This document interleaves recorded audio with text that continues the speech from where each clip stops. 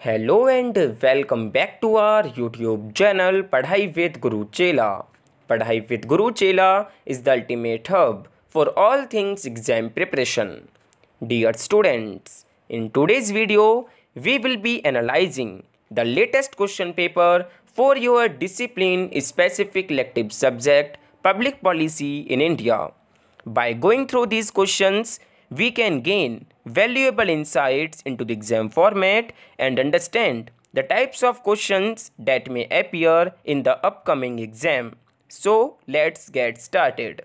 इस वीडियो के माध्यम से डियर स्टूडेंट्स आज हम जानने और समझने का प्रयास करेंगे कि किस प्रकार के क्वेश्चंस जो हैं डीयू रेगुलर स्टूडेंट्स से पूछे गए उनके DSC paper public policy in India में। इस वीडियो के माध्यम से हम पूरे क्वेश्चन पेपर को बेहतर तरीके से जानने और समझने का प्रयास करेंगे, क्वेश्चंस को आंसर करने का भी प्रयास करेंगे। ये जो वीडियो है ये डीयू एसओल स्टूडेंट्स के लिए काफ़ी ज़्यादा यूज़फुल है, काफ़ी ज़्यादा इन्फॉर्मेटिव है एंड काफ़ी ज़्यादा ये जो वीडियो है ये वैल्यूएबल है। सो डियर स्टूडेंट्स, आइए वीडियो को स्टार्ट करते हैं, जानने और समझने का प्रयास करते हैं एग्जाम फॉर्मेट को, क्वेश्चंस को, मार्किंग स्कीम को एंड काफ़ी सारी चीज़ें इस वीडियो के माध्यम से हम आप लोगों के साथ डिस्कस करने का प्रयास करेंगे। सो आइए वीडियो को स्टार्ट करते हैं। All right, my dear students, now that we have the latest question paper, dear students इस क्वेश्चन पेपर को डिस्कस करने से पहले सबसे पहले हम एक इस ड्यू रेगुलर कॉलेज की स्टूडेंट हैं निक्की यादव, उनका काफ़ी ज़्यादा जो है अप्रिशिएट करते हैं कि उन्होंने टाइम रहते हुए क्वेश्चन पेपर जो है हमें ईमेल किया। सो डियर स्टूडेंट्स, जैसे कि आपको पता है कि ये जो क्वेश्चन पेपर है ये 75 मार्क्स का है, जहाँ पर आप लोगों के पास टोटल नंबर ऑफ क्वेश्चंस जो हैं 8 हैं, जिनमें से यानी 4 क्वेश्चंस आप लोगों को अटैम्प्ट करने हैं जो आप लोगों पे बेहतर तरीके से आते हों। बाकी सब आप लोग जानते हैं। ना टाइम वेस्ट करते हुए आइए बढ़ते हैं क्वेश्चंस की तरफ और देखते हैं किस प्रकार के क्वेश्चंस जो हैं यहाँ पर पूछे गए हैं। सो देखिए, क्वेश्चन नंबर फर्स्ट है, discuss the meaning, nature and significance of public policy in India. Describe the different stages of public policy making. लोक नीति का अर्थ, प्रकृति और महत्व पर चर्चा कीजिए। लोक नीति निर्माण के विभिन्न चरणों की विवेचना कीजिए।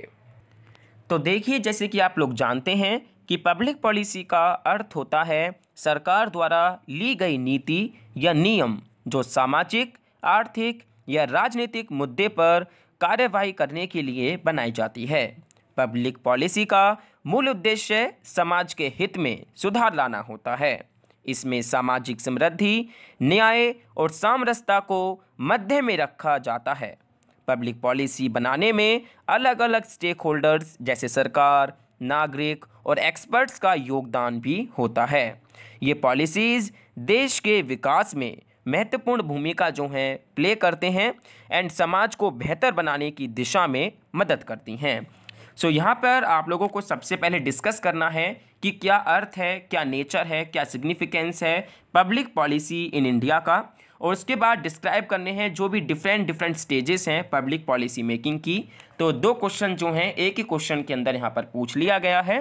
तो अगर हम बात करें इसका विस्तार पूर्वक बताने की, सो देखिए, जो पब्लिक पॉलिसी होती है, पब्लिक पॉलिसी इन इंडिया की हम बात कर रहे हैं, तो ये रेफ़र करी जाती है to the decisions and actions taken by the government to address public issues and concern. It plays a crucial role in shaping the socio-economic development of the country. The nature of public policy in India is influenced by various factors जैसे कि social, political, economic and cultural aspects. These policies are designed to achieve specific objectives, promote welfare, ensure social justice and foster economic growth. तो यहाँ पर अगर हम stages of public policy making in India की बात करें तो इसमें जो है टिपिकली काफ़ी चीज़ें जो हैं इन्वॉल्व करी जा सकती हैं, जिसमें सबसे पहला आप लोगों का आता है एजेंडा सेटिंग, दूसरा आता है पॉलिसी फॉर्मुलेशन, तीसरा आता है पॉलिसी एडॉप्शन, चौथा आता है पॉलिसी इम्प्लीमेंटेशन एंड पांचवा आता है पॉलिसी इवैल्यूएशन। तो ये जो स्टेजेस हैं public policy making in India की, ये काफ़ी ज़्यादा इसेंशियल है for ensuring that policies are well designed, effectively implemented, and contribute to the overall development and well-being of the country. आप लोग सोच रहे होंगे कि नेचर के अंदर क्या लिख सकते हैं, सिग्निफिकेंस में क्या लिख सकते हैं। सो देखिए, आप घबराइए नहीं, नेचर के अंदर आप लोग जो है काफ़ी मेजर पॉइंट्स को जो है डिस्क्राइब कर सकते हैं, जहां पर हम बात करते हैं डायनेमिक प्रोसेस की, जहां पर हम बात करते हैं मल्टी डायमेंशनल की, गवर्नमेंट ड्राइवन की एंड पब्लिक ओरिएंटेड की। सिग्निफिकेंस में भी आप काफ़ी पॉइंट्स को यहाँ पर मेंशन कर सकते हैं, जैसे social welfare, economic development, social justice, governance. इन पॉइंट्स को जो है आप लोग यहाँ पर ब्रीफली जो है डिस्क्राइब करें। देन उसके बाद आप लोग जो हैं जितनी भी स्टेजेस मैंने आप लोगों को बताई हैं पब्लिक पॉलिसी मेकिंग की, चाहे वो एजेंडा सेटिंग हो यानी कि मुद्दा तय करना, चाहे वो पॉलिसी फॉर्मुलेशन हो यानी कि नीति बनाने का जो प्रक्रिया होती है वो, चाहे पॉलिसी एडॉप्शन हो यानी कि नीति को स्वीकृति जो हम कहते हैं, या फिर पॉलिसी इम्प्लीमेंटेशन हो यानी कि नीति का अमल, या फिर पॉलिसी इवैल्यूएशन हो यानी कि नीति का मूल्यांकन। इसके बाद एक और आती है पॉलिसी टर्मिनेशन या फिर मॉडिफिकेशन आप कह सकते हैं, यानी कि नीति का अंत या परिवर्तन। तो इन सभी पॉइंट्स के साथ आप लोग जो हैं कंक्लूजन में लिख सकते हैं कि public policy in India is a complex and dynamic process aimed at addressing the needs of society. Understanding its meaning, nature, and significance helps in appreciating the efforts taken by the government to improve public welfare. The stages of public policy making, from agenda setting to evaluation, ensure that policies are well planned, effectively implemented, and continuously improved. So, इस प्रकार जो है यहाँ पर इसका answer जो है आप लिख सकते हैं। अगर आपको किसी प्रकार की कोई दिक्कत है तो आप लोग जो हैं टेलीग्राम चैनल में जो है हमसे क्वेरीज़ को पूछ सकते हैं, या फिर कमेंट बॉक्स सेक्शन में कमेंट कर भी अपना क्वेरीज़ को पूछ सकते हैं। सो आइए अब बढ़ते हैं नेक्स्ट क्वेश्चन की ओर। Question number 2, what is policy analysis? Explain policy cycle and the relevance of policy analysis in public administration. नीति विश्लेषण क्या है? सबसे पहले ये आप लोगों को यहाँ पर डिस्क्राइब करना है। नीति चक्र और लोक प्रशासन में नीति विश्लेषण की प्रासंगिकता की व्याख्या कीजिए। सो देखिए, पॉलिसी एनालिसिस का मतलब होता है सरकारी नीतियों और उनके प्रभावों का विश्लेषण करना। इसमें पॉलिसीज़ के लाभ और हानियों का अनुमान लगाना, उनके प्रभावों का मूल्यांकन करना और बेहतर नीतियों की सुझाव देना शामिल होता है। पॉलिसीज़ साइकिल के चक्र में कुछ मुख्य चरण होते हैं, जहां पर हम बात करते हैं एजेंडा सेटिंग की, पॉलिसी फॉर्मुलेशन की, पॉलिसी एडॉप्शन की, इम्प्लीमेंटेशन की, इवैल्यूएशन की, पॉलिसी रिवीजन की। तो ये जो हैं आप लोगों को यहाँ पर मेंशन करने हैं।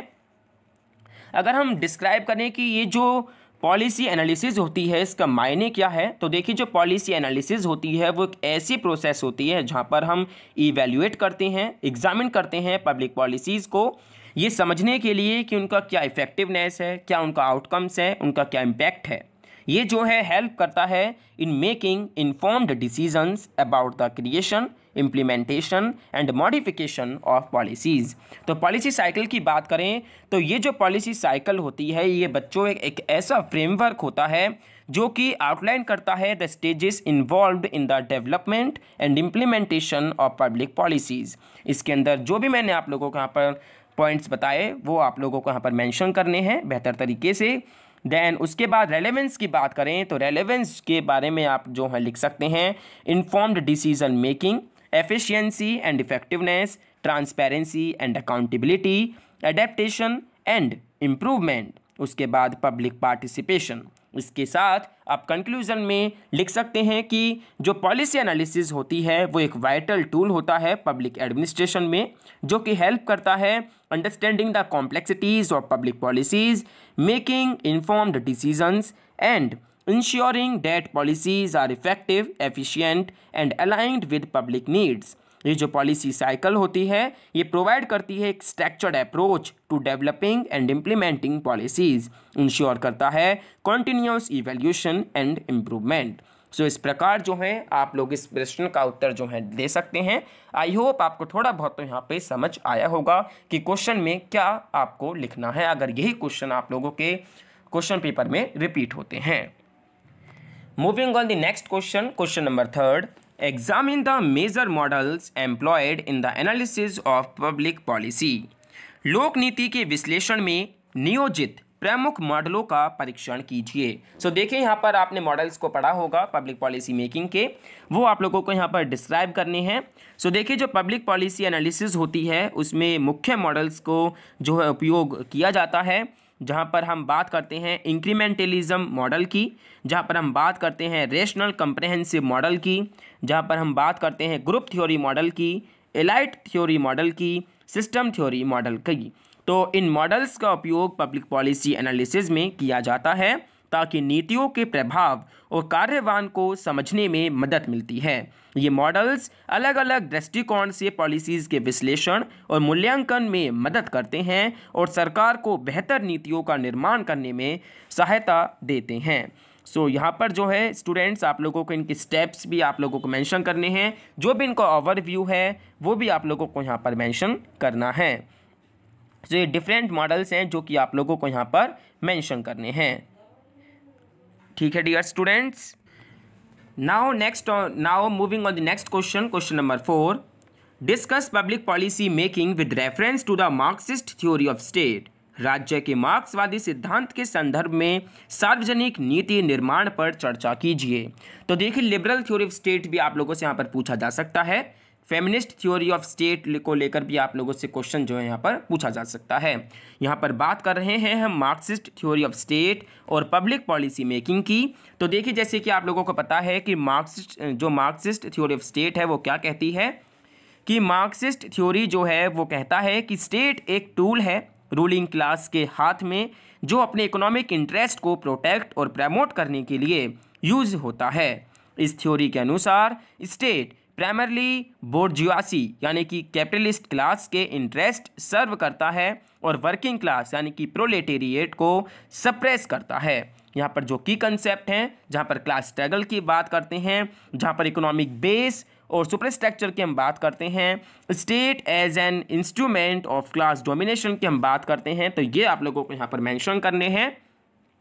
जो पब्लिक पॉलिसी मेकिंग है with reference to Marxist theory, इसके अंदर आप जो है मेंशन कर सकते हैं इकोनॉमिक इंटरेस्ट ड्राइवन पॉलिसीज़ को, आप मेंशन कर सकते हैं state apparatus and policy implementation को, पॉलिसीज़ टू मेंटेन स्टेटस को, इनको भी मेंशन कर सकते हैं, वेलफेयर पॉलिसीज़ एंड क्लास जो पैसिफिकेशन है वो भी आप लोग यहाँ पर मेंशन कर सकते हैं। कंक्लूजन की बात करें डियर स्टूडेंट्स, तो आप लोग जानते हैं कि जो मार्क्सिस्ट थ्योरी है उसके कॉन्टेक्स्ट में जो पब्लिक पॉलिसी मेकिंग को समझने का मतलब है कि पॉलिसीज़ को कैसे इकोनॉमिक बेस और क्लास डायनेमिक शेप करती हैं। ये पर्सपेक्टिव हाईलाइट करता है कि पॉलिसीज़ रूलिंग क्लास के इंटरेस्ट को कैसे सर्व करती हैं और वर्किंग क्लास के स्ट्रगल को कैसे सप्रेस करती हैं। पॉलिसीज़ को समझने और इवैल्यूएट करने के लिए मार्क्सिस्ट फ्रेमवर्क एक क्रिटिकल लेंस प्रोवाइड करता है जो सोशल एंड इकोनॉमिक इनइक्वालिटीज़ को हाईलाइट करता है। सो इस प्रकार आप लोग जो है इसका आंसर जो है लिख सकते हैं।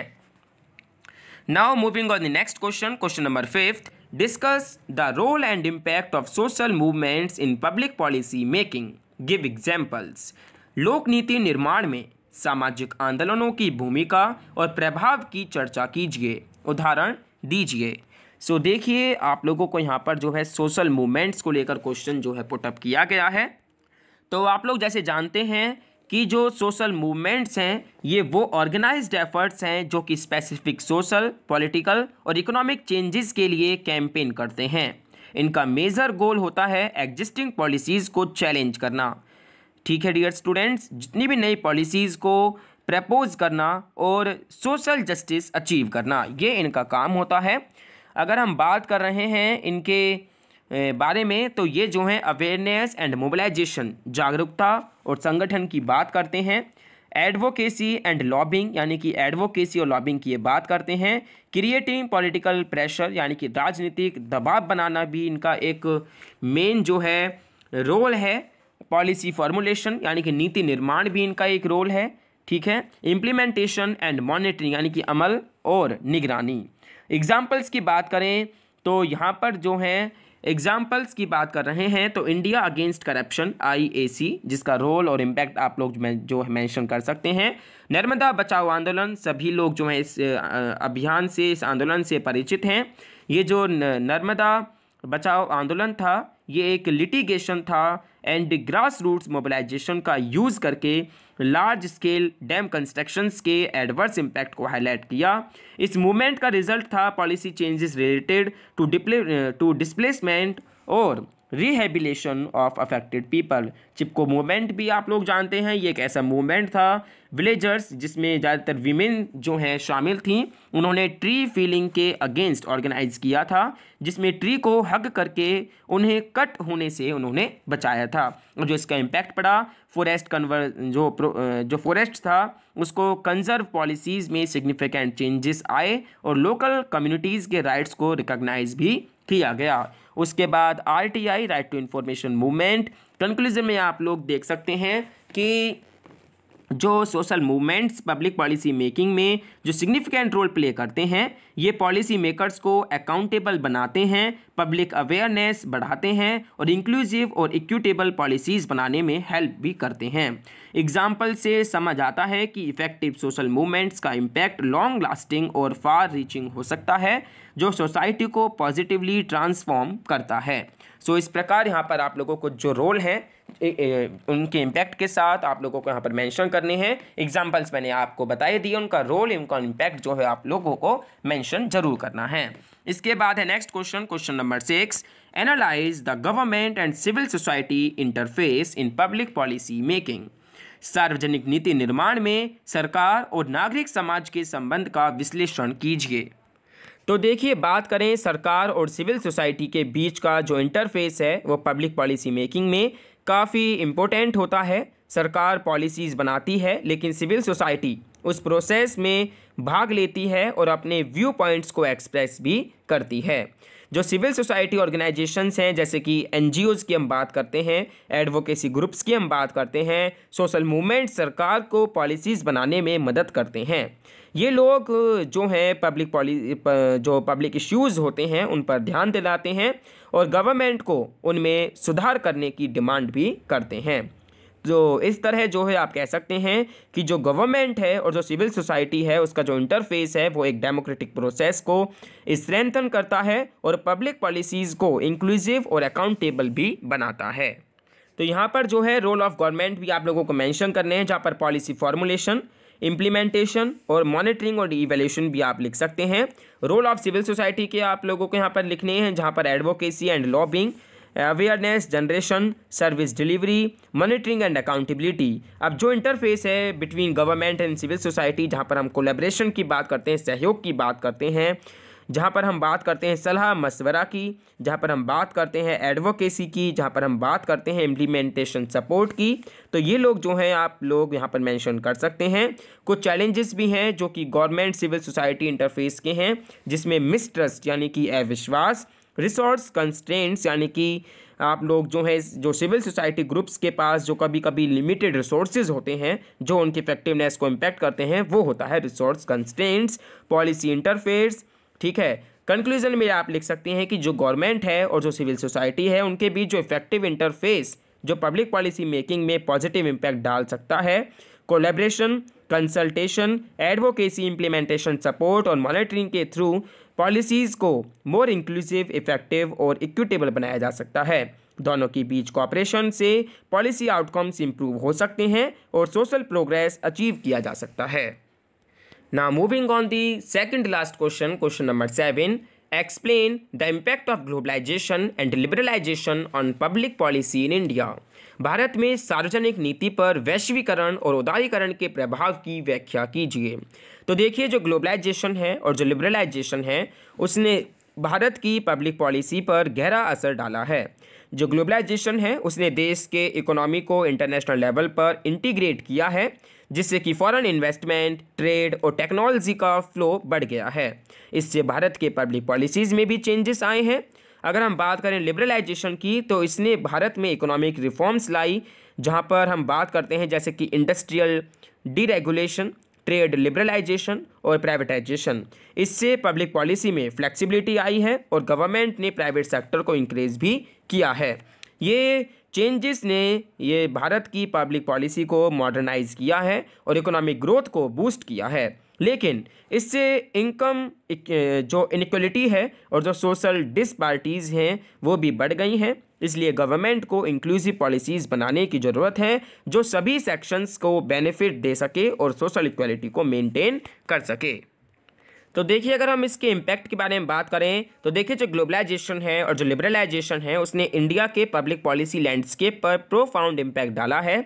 1991 के इकोनॉमिक रिफॉर्म्स के बाद इंडिया ने अपनी इकोनॉमिक को ग्लोबल मार्केट के लिए ओपन किया और लिबरलाइजेशन पॉलिसीज़ को अडॉप्ट किया जो इकोनॉमिक ग्रोथ और डेवलपमेंट को बूस्ट करने के लिए थी। ये रिफॉर्म्स पॉलिसी मेकिंग और गवर्नेंस की वेरियस एस्पेक्ट्स को भी इन्फ्लुएंस करते हैं। ग्लोबलाइजेशन की हम बात करें तो क्या है ग्लोबलाइजेशन? ग्लोबलाइजेशन से मतलब है इंक्रीज्ड इंटरकनेक्टेडनेस और interdependence between countries through trade, investment, technology transfer and cultural exchange. अगर हम लिबरलाइजेशन की बात करें तो ये इसका मतलब होता है इकोनॉमिक पॉलिसीज़ का डीरेगुलेशन और opening up to private sector and foreign investment जो कि मार्केट ड्राइवन ग्रोथ को प्रमोट भी करती हैं। इम्पैक्ट की बात करें तो economic policies, privatisation, regulatory reforms, social policies, infrastructure development, education and skill development, environmental policies, health policies को लेकर आप लोग जो है यहाँ पर मेंशन कर सकते हैं। सो ओवरऑल जो ग्लोबलाइजेशन है और जो लिबरलाइजेशन है उसने इंडिया के पब्लिक पॉलिसीज़ को मल्टीफेसेटेड इम्पैक्ट दिया है, जिसमें इकोनॉमिक ग्रोथ की हम बात करते हैं, सोशल डेवलपमेंट की बात करते हैं, इंफ्रास्ट्रक्चर, एजुकेशन, इन्वायरमेंट और हेल्थ सेक्टर से पॉजिटिव चेंजेस देखे गए हैं। पॉलिसी रिफॉर्म्स ने इंडिया को ग्लोबल मार्केट में कम्पिटिटिव बनाने और इंक्लूसिव ग्रोथ अचीव करने में मदद की है, लेकिन इसके साथ साथ चैलेंजेस भी हैं जैसे इनइक्वालिटी, एनवायरमेंटल डिग्रेडेशन और जॉब सिक्योरिटी जो कि कंटिन्यूसली एड्रेस करना जरूरी है। सो ये जो है इसका आंसर इस प्रकार आप लोग जो है मेंशन कर सकते हैं, लिख सकते हैं। आइए अब बढ़ते हैं लास्ट क्वेश्चन की ओर। Question number 8, write short notes on any two of the following. निम्नलिखित में से किन्हीं दो पर संक्षिप्त टिप्पणी लिखिए, जहां पर पहला है पॉलिसी इंप्लीमेंटेशन यानी कि नीति का कार्यान्वयन, दूसरा है incremental model of public policy making, सार्वजनिक नीति निर्माण का वृद्धिशील मॉडल। सो जो है यहाँ पर सबसे पहले आपको नीति का जो कार्यान्वयन है उस पर आपको नोट लिखना है, दूसरा सार्वजनिक नीति निर्माण का वृद्धिशील मॉडल पर आपको नोट लिखना है, तीसरा है इवैल्यूएशन ऑफ पब्लिक पॉलिसी यानी कि लोक नीति का मूल्यांकन, इस पर आपको नोट लिखना है, फोर्थ है नीति आयोग। ठीक है, इनमें से जो आप पे बेहतर आता हो उनमें से दो पर आप लोगों को यहाँ पर नोट लिखना था। सो इस प्रकार का क्वेश्चंस जो हैं पूछे गए हैं इस लेटेस्ट क्वेश्चन पेपर में। ड्यू रेगुलर स्टूडेंट्स का ये क्वेश्चन पेपर है जो कि 5 जून 2024 को कंडक्ट कराया गया है। इस क्वेश्चन पेपर से DOSL स्टूडेंट्स की काफ़ी ज़्यादा हेल्प होगी। आप लोग जो हैं 2023 के क्वेश्चन पेपर को भी एक बार जानने और समझने का प्रयास कीजिएगा, 2022 के भी क्वेश्चन पेपर को जानने और समझने का प्रयास कीजिएगा। उसके बाद आप लोग डेफिनेटली अपना क्वेश्चन पेपर में क्वेश्चंस को अटैम्प्ट बेहतर तरीके से कर पाएंगे। So, my dear students, as we wrap up, let's share some valuable tips to excel on the day of the exam. First and foremost, make sure you get a good night's sleep the day before. A well-rested mind performs better on the day of the exam. Arrive early to the exam center to avoid any last-minute stress.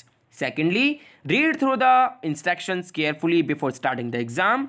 Pay attention to the marking scheme and allocate your time accordingly. Lastly, stay calm and composed during the exam. Dear students, remember one thing. You have put in the efforts and now it's time to show what you know. So I hope this analysis and the tips provided will be beneficial to you in your exam preparation. If you have any further questions or need more guidance, feel free to reach out. Dear students, don't forget to like this video, subscribe to our YouTube channel Padhai with Guru Chela and hit the notification bell to stay updated with our latest content. Good luck with your studies and I'm confident you will do great on the exam.